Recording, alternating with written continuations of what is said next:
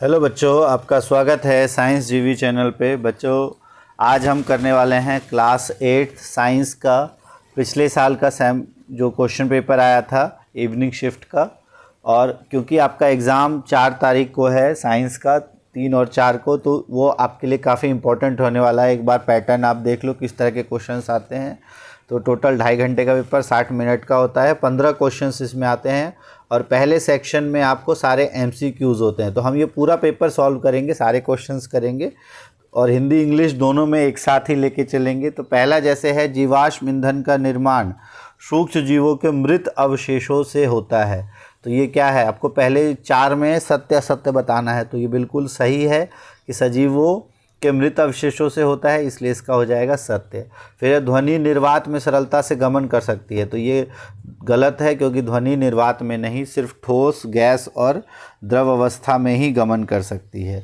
तीसरा है, गेहूं एक खरीफ फसल है। तो ये भी असत्य है। गेहूं क्या है, एक रबी फसल है। धान एक खरीफ फसल है। फिर है, वायुमंडलीय दाब के बिना जीवित नहीं रख सकते। बिल्कुल ये सही उत्तर है हमारा। फिर है, डैश का उपयोग रेलगाड़ी को चलाने के लिए इंजन में भाप के लिए होता था। तो ये यहाँ हो जाएगा आपका कोयला। कोयले का इस्तेमाल जो है वो रेलगाड़ी को चलाने के लिए, इंजन में भाप बनाने के लिए होता था। फिर ध्वनि का संचरण गैस, द्रव या ठोस में होता है। फिर है, निषेचित अंडे को क्या कहा जाता है, युग्मनज। ये वाला क्वेश्चन बहुत इंपॉर्टेंट होता है, आता ही आता है। फिर है, जुलाई में डैश के उपयोग से श्रम, ये जुताई होगा, जुलाई नहीं है, जुताई में डैश के उपयोग।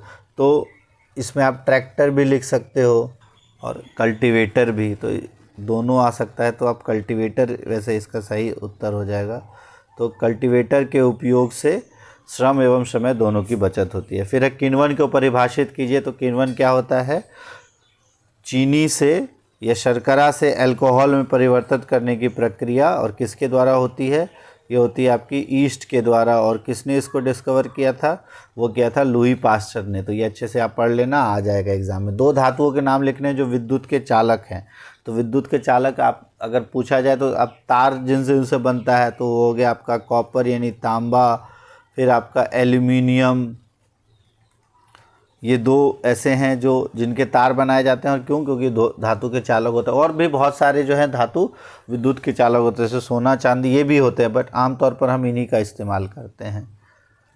अब इंग्लिश में अगर देखें तो पहला हो जाएगा आपका ट्रू, दूसरा false. Sound can easily travel through vacuum, so it is false. Wheat are part of kharif crop, it is false. Wheat can not survive without atmosphere, it is true. इसमें आ जाएगा आपका कोल। फिर sound can propagate in gas, liquid and solid, इसमें आ जाएगा आपका solid. Fertilised egg is known as, तो इसमें आ जाएगा आपका जाइगोट। और इन प्लगिंग कल्टीवेटर्स, इसमें आ जाएगा कल्टीवेटर्स। फर्मेंटेशन क्या होता है, the conversion of sugar into alcohol. तो ये शुगर से अल्कोहल में कन्वर्जन को हम कहते हैं फर्मेंटेशन। और ये डिस्कवर किसने किया था, ये लुई पास्चर ने। फिर 2 metals which can conduct electricity, तो एक हो गया आपका एल्यूमिनियम, एंड सेकंड जो हम वो सबसे मोस्ट इम्पॉर्टेंट जो ये इस्तेमाल करते हैं वो हो गया आपका कॉपर। इसके अलावा भी बाकी मेटल्स जैसे आयरन, ये भी कंडक्ट कर सकता है इलेक्ट्रिसिटी। मोस्टली मेटल्स जो हैं वो कंडक्ट कर सकते हैं इलेक्ट्रिसिटी, एक्सेप्शंस हैं सिर्फ आपके लेड। फिर है, एक आपतित कोण 30 डिग्री है तो परावर्तन कोण क्या होगा। तो परावर्तन के नियम से आपको पता है कि आपतन कोण परावर्तन कोण के बराबर होता है, तो ये 30 डिग्री ही होगा। फिर है, आंतरिक निषेचन करने वाले 2 जंतुओं के नाम। तो 2 आपके जंतुओं के नाम बताने हैं जो आंतरिक निषेचन करते हैं। तो कोई सा भी आप बता दो, जैसे घोड़ा हो गया, शेर हो गया, गाय, इन सब में आंतरिक निषेचन होता है। आपके आसपास बहुत सारे हैं, कोई भी 2 आपको बता देने हैं। फिर है, खंड का कोयला किस प्रकार बनती है। तो कोयला गैस जो है वो कैसे बनता है, जब हम कोल से, जब कोयले से कोक बनाते हैं, कोयले से जब कोक बनाया जाता है, उस दौरान जो गैस निकलती है उस गैस को हम कहते हैं कोयला गैस।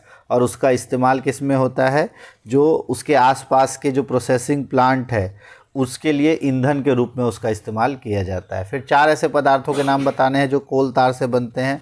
तो बहुत सारे हैं, जिसमें आपका डाई हो जाता है, संश्लेषित रंग बनाए जाते हैं, ठीक है। फिर आपके पेंट बनाए जाते हैं और स्नेहक,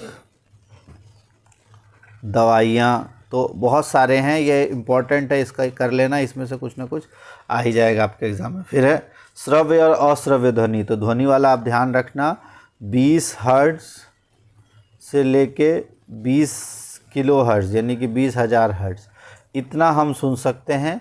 इससे जो कम की ध्वनि है यह कहलाती है अश्रव्य, और इससे जो अधिक की ध्वनि है वो कहलाती है पराश्रव्य। और ये 20 हर्ट्ज़ से 20 किलो हर्ट्ज़ तक की जो ध्वनि है ये कहलाती है श्रव्य ध्वनि। तो ये 3 आप ध्यान रखना, इसमें से एक नए क्वेश्चन आपका आ ही जाएगा।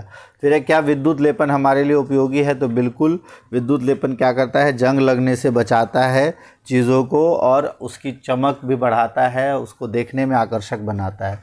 और क्या शुद्ध जल विद्युत का संचालन कर सकता है? नहीं, शुद्ध जल नहीं कर सकता है, क्योंकि उसके अंदर कोई भी फ्री आयन मौजूद नहीं होते। फिर अंडप्रजक जंतु किन्हें कहते हैं? जो अंडे देते हैं। तो अंडप्रजक जंतु जैसे ओविपेरस, और इसके उदाहरण जितने भी आपके पक्षी हो गए, जैसे आपके मुर्गी, ठीक है, फिर उसके बाद मछली, ये सारे क्या हैं? अंडप्रजक। फिर अलैंगिक जनन, ऐसे जनन जिसमें सिर्फ एक ही जीव का इस्तेमाल होता है, एकल जीव के द्वारा नए जीवों का उत्पन्न करना अलैंगिक जनन कहलाता है, और ये आमतौर पर पौधों में होता है, ठीक है। और जो छोटे ऑर्गेनिज्म है, छोटे जंतु है, जैसे अमीबा, पैरामीशियम, इन सब में होता है। फिर है लैंगिक जनन करने वाले 4 जीव, तो 4 जीवों के नाम बताने, तो कोई सा भी 4 बता सकते हो। जैसे सबसे कॉमन तो है आपका मनुष्य, ठीक है, मनुष्य हो गया। फिर उसके बाद कोई भी जानवर का नाम ले लो आप, गाय, फिर शेर, कुत्ता, ये सब जो है लैंगिक जनन करने वाले हैं। पौधों में आप ले सकते हो, पौधों का नाम जैसे है गुड़हल के पौधे, ये सब लैंगिक जनन करते हैं। इसमें है एंगल ऑफ इंसिडेंस 30 है, तो एंगल ऑफ रिफ्लेक्शन भी 30 डिग्री हो जाएगा। 2 एनिमल्स हमने पढ़ ही लिया, इंटरनल फ्लोरेशन, हॉर्स, गॉट, और भी बहुत सारे, आप काउ, बफेलो, कोई से भी आप लिख सकते हो। कोल कैसे ऑब्टेन होता है? तो कोल से जब कोक गैस बनाया जाता है, जब हम जो प्योर जो कोल है उससे प्योर फॉर्म ऑफ कोल जिसे हम कहते हैं कोक, इसको जब बनाते हैं तो इस दौरान निकलता है कोल गैस, और इस कोल गैस का इस्तेमाल किया जाता है एज फ्यूल, जो कि उसके नियर बाय एरिया में हम इस्तेमाल करते हैं। 4 प्रोडक्ट्स बताने, ये हमने कर ही लिया कि dice, synthetic dice, colours, paints, drugs, तो ये इंपॉर्टेंट है, इसका देख लेना। फिर है ऑडिबल, इनऑडिबल, ये अभी आपने देख लिया। फिर है जो 20 हर्ट्ज से कम की जो साउंड है वो होती है इनऑडिबल, और 20 हर्ट्ज से 20 किलो हर्ट्ज तक होता है आपका ऑडिबल, लेस देन 20 हर्ट्ज होता है आपका इनऑडिबल, और अल्ट्रा साउंड होता है ग्रेटर देन 20 किलो हर्ट्ज, तो ये आप ध्यान रखना। फिर है इलेक्ट्रोप्लेटिंग यूजफुल फॉर अस, तो yes, it makes the object attracting and also prevents it from corrosion, तो ये आप इजीली बता सकते हो। फिर ये ओविपेरस एनिमल्स, जो कि एग लेइंग एनिमल्स होते हैं, उन्हें हम ओविपेरस कहते हैं। 2 एग्जांपल्स आपको देने, asexual reproduction, 4 organism that reproduce by sexual reproduction. फिर 7वां क्वेश्चन है संपर्क बल का उदाहरण देना है। तो संपर्क बल क्या होता है कि कोई भी ऐसा बल जो किसी भी 2 सतह के संपर्क में आने पर लगे, तो जैसे इसमें हम आप बता सकते हो जैसे पेशीय बल या मस्कुलर फोर्स, ठीक है, या आपके जो घर्षण बल, ये दोनों क्या है? संपर्क बल। सीएनजी का पूरा नाम कंप्रेस्ड नेचुरल गैस, ये बहुत इंपॉर्टेंट है, आ जाता है काफ़ी बार, तो सीएनजी का फुल फॉर्म हो गया आपका कंप्रेस्ड नेचुरल गैस, इंग्लिश में, हिंदी में संपीड़ित प्राकृतिक गैस। सीएनजी के 2 लाभ, तो ये एक तो कम प्रदूषण वाला है और आसानी से इस्तेमाल किया जा सकता है। फिर पेट्रोलियम प्रकृति में कैसे बना था, तो ये आप उसके पूरे पेट्रोलियम बनने की जो प्रक्रिया है उसको अच्छे से समझा सकते हो।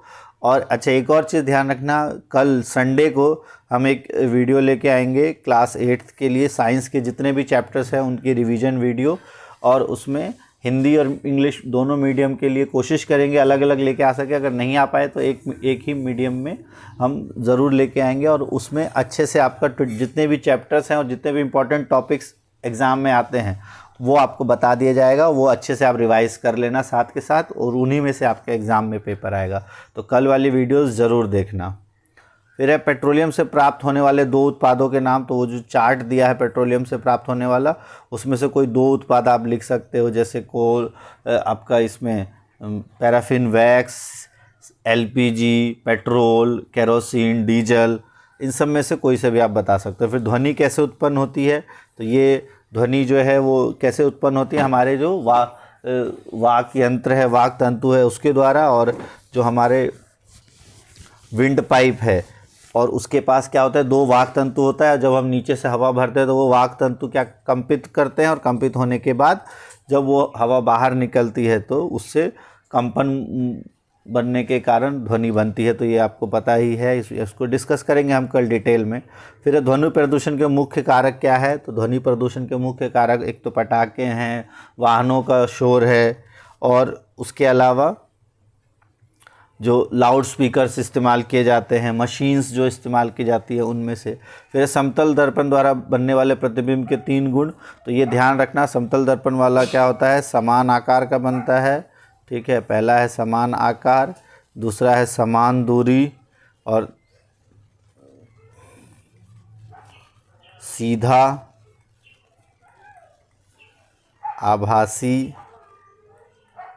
और पार्श्व परिवर्तित, ठीक है। कैसा होता है, पार्श्व परिवर्तित, मतलब अगर आप बायां हाथ उसमें लेके जाओगे तो आपको दायां दिखाई देगा, जिसको हम लेटरल इन्वर्जन भी कहते हैं। फिर दाब को परिभाषित करना है, तो दाब क्या होता है आपका, दाब होता है प्रति एकांक क्षेत्रफल पर लगने वाले बल को दाब कहते हैं। फॉर्मूला भी लिखना है, सूत्र भी लिखना है। तो जो प्रेशर है वो हो जाता है आपका फोर्स अपॉन एरिया, बल अपॉन में क्षेत्रफल।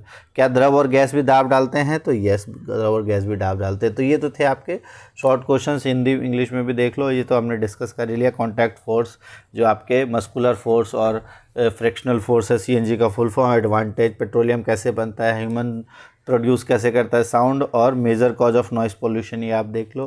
3 प्लेन मिरर के बनने वाले कैरेक्टरिस्टिक, प्रेशर और लिक्विड और ये गैस एग्जैक्ट कैसे करते हैं। अब हम देखते हैं जो हमारे सेक्शन सी है। ये ध्यान रखना, सेक्शन सी मोस्ट इजी और मोस्ट स्कोरिंग होता है। जो मोस्ट स्कोरिंग है आपका है, ये सबसे ज़्यादा आप नंबर इसमें ला सकते हो, और ईजीएस्ट होता है, बहुत इजी पेपर होता है जो सेक्शन डी है। 24 मार्क्स का टोटल सेक्शन ये है, तो आप अच्छे से इसको कर लो, और इसमें बहुत आसानी से आप नंबर ला सकते हो। जैसे इसमें आपको देखो एक क्वेश्चन आएगा मिलान का, और ये टोटल 6 नंबर का क्वेश्चन होता है, बहुत आसान है। थोड़ा ध्यान से करोगे तो आसानी से इसको कर लोगे। जैसे अब देखो इसमें कहा गया है साधारण नमक, चीनी। पहले सबसे पहले इसका करने का तरीका होता है, सबको पढ़ लो, जैसे साधारण नमक, चीनी, सिरका, स्ट्रेप्टोमाइसिन, वायरस और प्लाज्मोडियम। अब इसके ऑप्शंस भी पढ़ लो, मलेरिया, एड्स, एंटीबायोटिक, अचार, जैम और जेली, मांस और मछली। अब अगर सबसे पहले देखो कौन सा आपको समझ में आता है, तो ये देखो स्ट्रेप्टोमाइसिन आपको पता है, ये एक हमारा क्या होता है, एंटीबायोटिक होता है। तो सबसे पहले हम स्ट्रेप्टोमाइसिन को लगा देते हैं एंटीबायोटिक, ठीक है। फिर अगर देखो एड्स, एड्स किससे होता है, वायरस से होता है, तो ये हमने इसका लगा दिया ऑप्शन बी। फिर उसके बाद अगर हम देखें प्लाज्मोडियम, तो प्लाज्मोडियम आपको पता है मलेरिया जो होता है वो प्लाज्मोडियम के द्वारा ही होता है, तो ये हमने लगा दिया।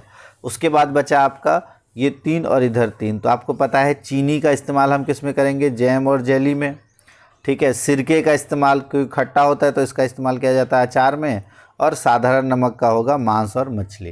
तो इस तरीके से हम आसानी से 6 नंबर इसमें से ला सकते हैं। तो ये आप भी बहुत आसानी से ला सकते हो। या फिर ये देखो इसमें अथवा में दिया हुआ है, हो सकता है आपके एग्ज़ाम में डायरेक्ट यही आ जाए और ऑप्शन में ना आए, तो ये भी क्वेश्चन इंपॉर्टेंट है, इसको ध्यान से देख लो कैसे करना है इनको। तो इसमें जो आपको रेखांकित शब्द है इसको सही करके लिखना है, ये दिया हुआ गलत है। बहुत बार ये इस तरह के पैटर्न आपको पहली बार आते हैं तो आप कंफ्यूज हो जाते हो और गलत कर जाते हो, जबकि बहुत आसान होता है। इसमें ये शब्द गलत दिया हुआ है, इसको सही करके लिखना है।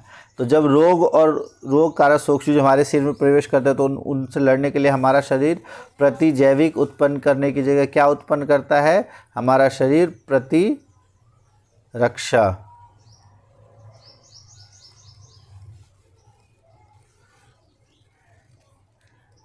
तो प्रतिरक्षा उत्पन्न करता है, ठीक है। जो हमारे शरीर के WBC हैं वो उसके ऊपर काम करने, प्रतिरक्षा तंत्र को करने लगता है। फिर है जुखाम एक। तो जुखाम एक कैसा रोग है? संचरणीय, असंचरणीय। तो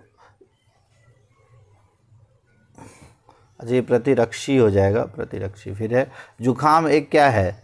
असंचरणीय की जगह ये क्या आ जाएगा? संचरणीय रोग। ये फैलने वाला रोग है तो इसकी जगह संचरणीय। फिर है गेहूं का रस्ट जीवाणु की जगह क्या हो जाएगा? किसके द्वारा होता है गेहूं का रस्ट? तो ये होता है आपका कवक के द्वारा। तो बस आपको इसकी जगह ये लिखना है, बाकी एज इट इज़ लिख देना है। मलेरिया कुत्ते के काटने की जगह किसके काटने से होता है? मलेरिया मच्छर के काटने से। तो ये हो जाएगा आपका, कुत्ते की जगह आ जाएगा मच्छर। फिर है पाश्चीकरण में दूध को कितने 40 की जगह कितने पे गर्म करते हैं? 70 डिग्री सेल्सियस। फिर है चिकन पॉक्स जीवाणु की जगह आ जाएगा यहाँ पर विषाणु से होने वाला रोग है। तो ये भी बहुत इजी होता है, बस थोड़ा सा आपको ध्यान से इसको करना होता है, नहीं तो आप गलत कर जाते हो। इंग्लिश में अगर देखें तो कॉमन सॉल्ट का है सबसे पहले F, शुगर का है आपका जैमोजेली, विनेगर का है पिकल्स, टेट्रासाइक्लिन एंटीबायोटिक्स, वायरस जो है एड्स, और प्लाज्मोडियम का है मलेरिया। फिर रीराइट करना है, एंटीबायोटिक्स की जगह यहाँ पर आ जाएगा एंटीबॉडी, यहाँ आ जाएगा एंटीबॉडी। फिर है कॉमन कोल्ड जो है वो क्या है? कम्युनिकेबल, नॉन की जगह सिर्फ कम्युनिकेबल। यहाँ बैक्टीरिया की जगह आ जाएगा फंजाई, डॉग की जगह यहाँ आ जाएगा मॉस्क्यूटो। फिर है पास्चराइजेशन में 40 की जगह आ जाएगा 70, बैक्टीरिया की जगह यहाँ पर वायरस। तो ये आपका इस तरह से सही हो जाता है। तो ये था आपका 12वां क्वेश्चन। अब जो क्वेश्चन है देखो 13, 14 और 15 क्वेश्चन बहुत आसान है। इसमें आपके 3 क्वेश्चंस होते हैं और वो भी वैसे टोटल 4 क्वेश्चन होते हैं MCQ, और हर एक क्वेश्चन जो है वो 2-2 नंबर का होता है, लेकिन आपको सिर्फ 3 करने होते हैं। अब पहला कहा गया देश के अलग अलग भागों में फसलें उगाई जाती हैं, ताप, आर्द्रता और वर्षा जैसे जलवायु परिस्थितियां एक दूसरे से भिन्न हैं। इसके बावजूद मोटे तौर पर फसलों को 2 वर्गों में बांटा जाता है। इसमें हम रबी और खरीफ की बात करते हैं। तो आपको पूछा गया है कि खरीफ की फसल इनमें से कौन सी नहीं है? खरीफ की फसल नहीं है। कपास बिल्कुल खरीफ की फसल है, धान भी खरीफ की फसल है, मक्का भी है, तो सरसों नहीं है। तो इसका सही आंसर हो जाएगा ऑप्शन नंबर C, सरसों। फिर है रबी की फसलें बोई जाती हैं। तो रबी की फसलें कब बोई जाती हैं? तो रबी की फसलें अक्टूबर से मार्च, जून से सितंबर। तो रबी जो है वो ठंड के टाइम की फसल आप मान सकते हो। तो ये अक्टूबर से मार्च। तो इसका सही आंसर हो जाएगा अक्टूबर से मार्च, ऑप्शन नंबर A। फिर है कौन सा कृषि का चरण नहीं है? बुआई, सिंचाई, वर्षा, कटाई। तो वर्षा जो है वो कृषि का चरण नहीं है, ऑप्शन नंबर B। अभी देखो ये 3 आपने कर लिए, अगर आपको तीनों सही आते हैं तो ठीक है, नहीं अगर आता है तो इस तीसरे में आपको ऑप्शन दिया है कि या तो ऊपर वाला कर लो या ये वाला कर लो, कि खाद एक कार्बनिक पदार्थ है जो कि प्राप्त होता है पौधों के अपशिष्ट से, जंतु अपशिष्ट से, A और B दोनों, या उद्योग अपशिष्ट से। तो दोनों से, तो ऑप्शन नंबर B इसका सही हो जाएगा।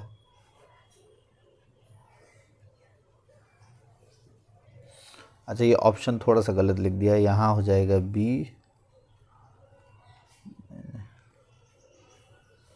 A और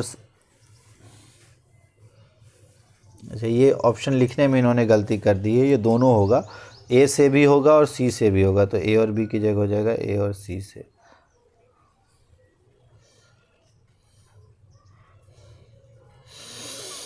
तो इंग्लिश में which of this not a kharif crop? It is mustard. Rabi are sown in, तो October to March. It is not a step of agriculture, तो it is rain. Now manure, तो ये हो जाएगा बोथ A एंड C, तो plant waste और animal waste. फिर 14वां क्वेश्चन आपको दिया हुआ है, कौन सा उपकरण विद्युत धारा के चुंबकीय प्रभाव का उपयोग करता है? मोटर, बाइक, विद्युत लेपन, टॉर्च। तो विद्युत मोटर इस्तेमाल करता है। फिर है फ्यूज तार होती है, तो फ्यूज तार का गलनांक काफ़ी कम होता है, इसलिए तो जैसे ही अधिक बिजली आएगी तो तुरंत ये गल जाएगा। फिर है घर में MCB का उपयोग किया जाता है वोल्टेज बढ़ाने, घटाने, परिपथ को तोड़ने हेतु। तो ऑप्शन नंबर B हो जाएगा परिपथ को तोड़ने हेतु। फिर है कंपास की सुई क्या इंगित करती है? तो उत्तर दक्षिण दिशा की ओर इंगित करती है। इसमें देखो तो ये इलेक्ट्रिक मोटर हो जाएगा जो कि magnetic effect of electric current पे चलता है। फ्यूज़ वायर जो है उसका लो मेल्टिंग पॉइंट। एमसीबी का इस्तेमाल सर्किट को ब्रेक करने के लिए, और नीडल जो है वो नॉर्थ और साउथ दोनों डायरेक्शन दिखाता है। फिर लास्ट है 15वां क्वेश्चन। इसमें कहा गया है कि हम गोलीय दर्पण के मामले में देखा है कि अलग अलग स्थितियों की प्रतिबिंब और आकार बदलता है। कौन है जो केवल आभासी प्रतिबिंब बनाता है? तो केवल आभासी प्रतिबिंब कौन बनाता है? तो वो बनाता है उत्तल दर्पण। इसका सही आंसर है उत्तल दर्पण। फिर वाहनों में पीछे देखने हेतु किस दर्पण का उपयोग किया जाता है? तो वो भी है आपका उत्तल दर्पण। दंत चिकित्सक मरीज को देखने के लिए किस दर्पण का उपयोग करते हैं? तो वो करते हैं अवतल दर्पण का इस्तेमाल। फिर है वास्तविक प्रतिबिंब प्राप्त किया जाता है। तो वास्तविक प्रतिबिंब किससे प्राप्त किया जाता है? अवतल दर्पण से और उत्तल लेंस दोनों से। तो ए और बी दोनों इसका सही आंसर हो जाएगा, ए और बी।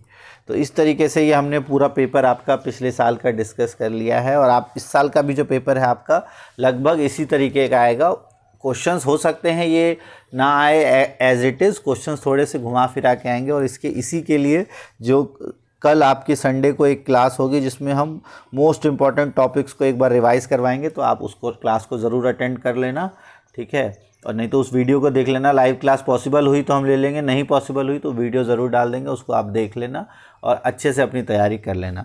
All the best. और अगर ये वीडियो अच्छी लगी हो तो लाइक ज़रूर कर देना, दोस्तों तक अपने शेयर ज़रूर कर देना। थैंक्स फॉर वॉचिंग साइंस जीवी।